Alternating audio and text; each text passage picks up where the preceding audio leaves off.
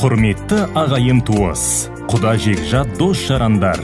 Сіздерді Асқар Таудай әкеміз Әділханның 60 жас мерейтойына арналған Ақтастарханымыздың қадірлі қонағы болуға шақырамыз. Той 2021 жылдың 12 маусым күні сағат 13:00-де басталады. Мекен жайымыз Қапшағай қаласы элит мейрамханасы. Той иелері балалары